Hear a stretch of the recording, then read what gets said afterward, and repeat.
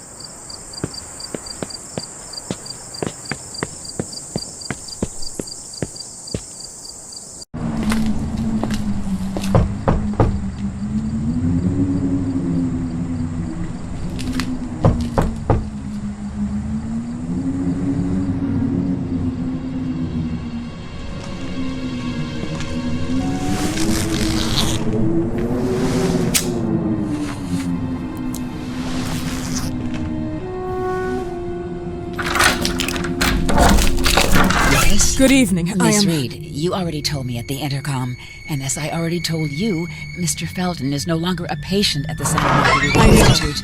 I came here voluntarily, outside the Institute. So what do you want? I am personally re-examining your case.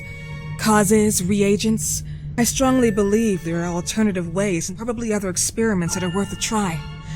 I am fighting with the Institute to recognize there are other adequate remedies for your husband's pathology. Oh, no, please. I'm just assisting him. I'm his nurse. I didn't know. It's okay. I suppose you want to talk to him. Thank you. I apologize for the darkness, but Mr. Felton's sight has been damaged and immensely compromised because of the disease. Anyway, I am Gloria. Oh, and please, refrain from smoking inside. Mr. Felton hates the smell of smoke. Sorry.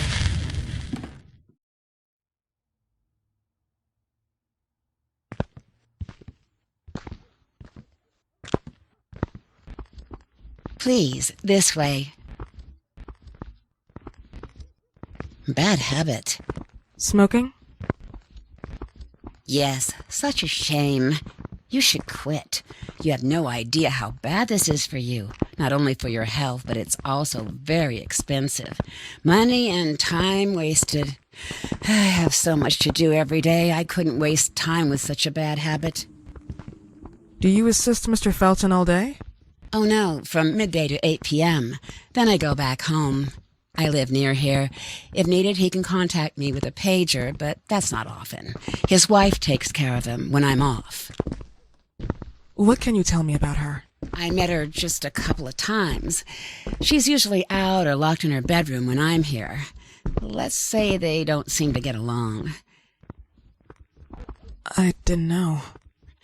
But, you know, when she's home, she listens to the same music, the same song, over and over.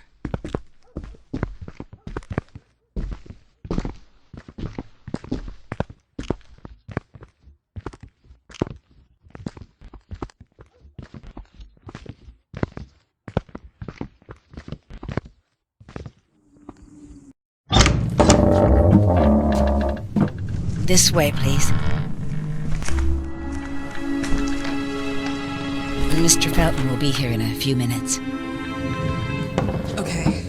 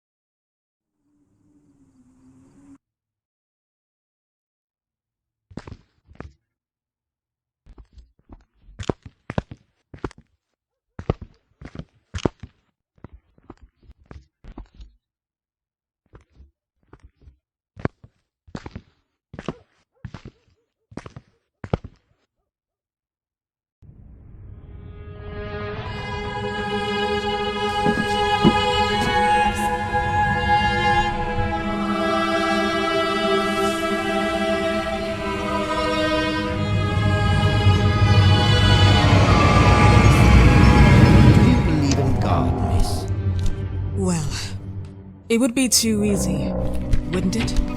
I believe in people's willpower.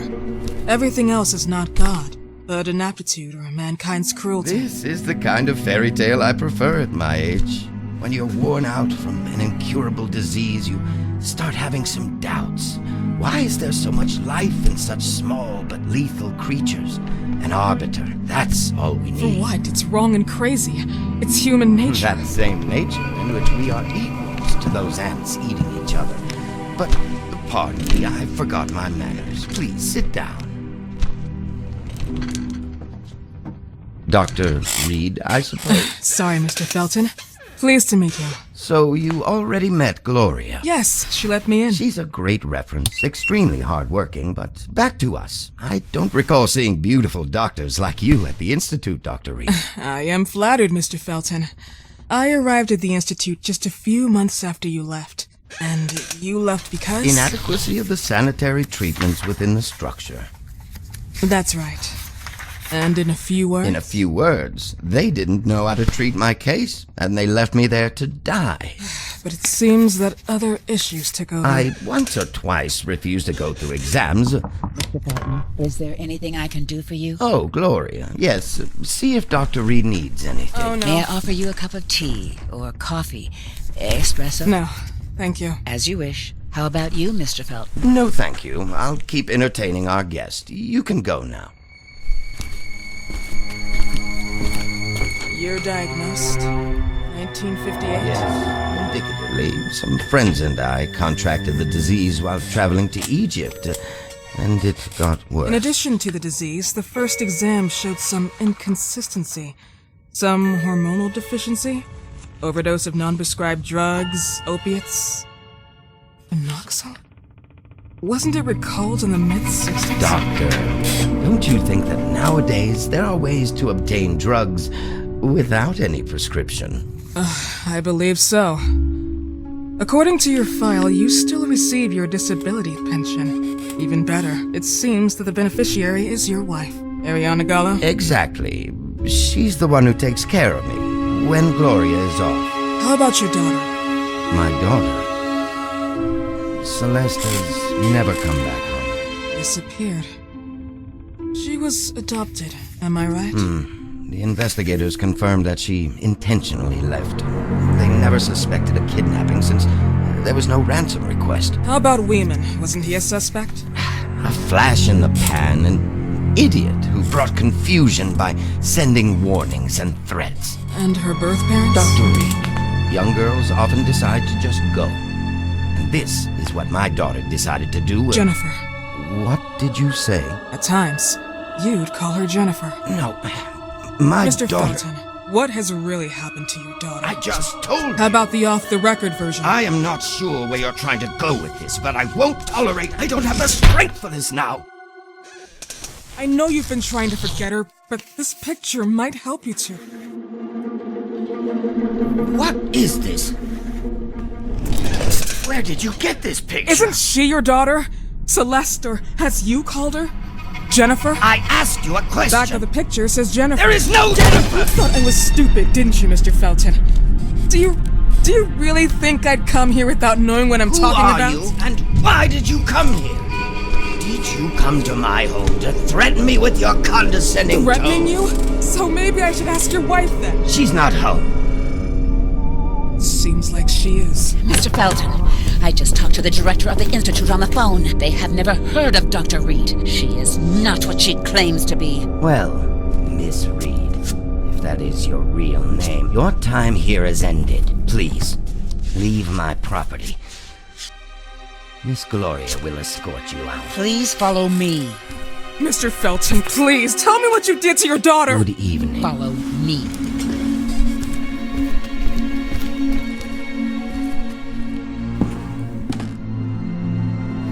Mr. Felton. You know the way. How do you even... How do I do what? How do you even sleep at night? You use people's lives regardless of the pain you cause. The Feltons have been through a lot. And they are good people. Gloria, a young girl disappeared. We all know the story, unfortunately. A burden that the Feltons will have to carry for the rest of their lives. Celeste just left them. If that was the case, there was a motivation behind it. And it threatened her life.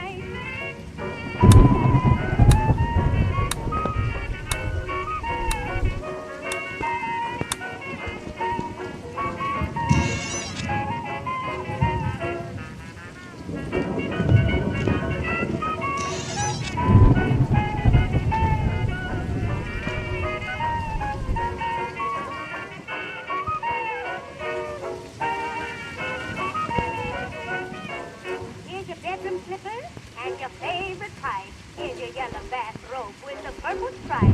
You can go and step, but listen, Papa dear, there ain't a thing out there you can't get in here. I've had plenty of daddies, and you ain't the worst, but your mama here believes in sexy first. Any married woman will admit I'm right. A husband in your home is worth a dozen out of your sight. Now, Mama goes where Papa goes. A Papa don't go out tonight. Mama goes as Mama knows. You can't be busted out of a sight. Don't believe the man who said that love was mine. Say I could get you hung for what is on your mind. So Mama goes where Papa goes. Or Papa don't go out tonight. Take your shoes off, honey. Papa don't go out tonight.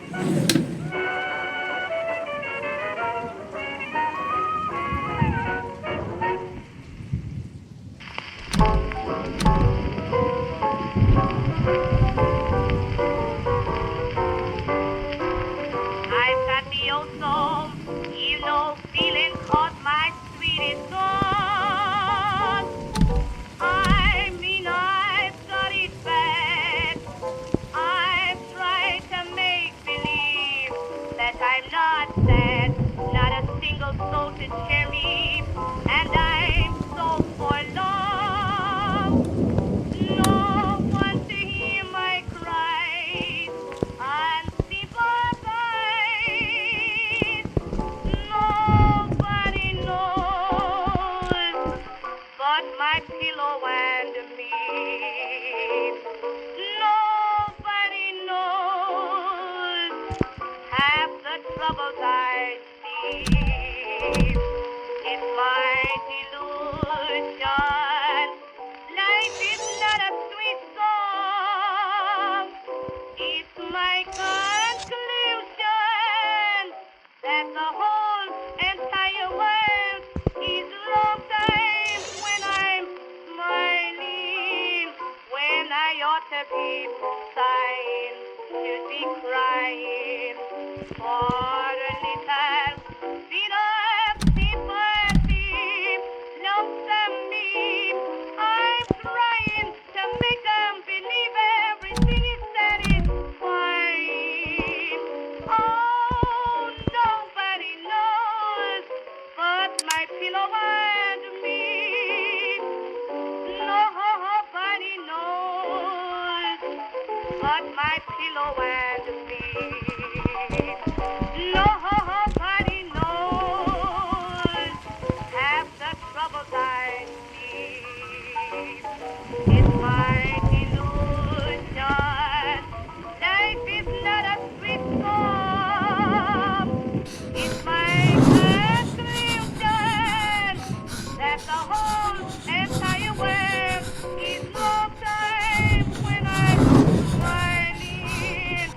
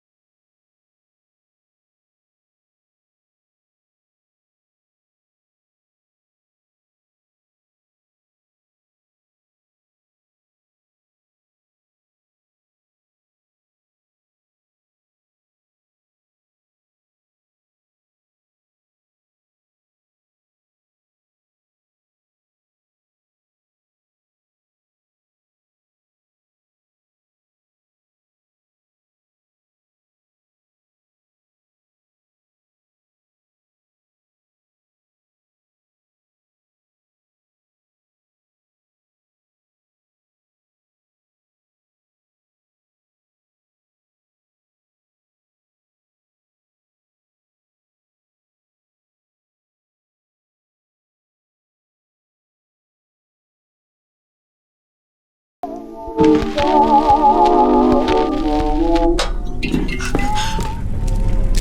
goodbye will be a chance to reach my land for me again. Please, Mrs. Felton.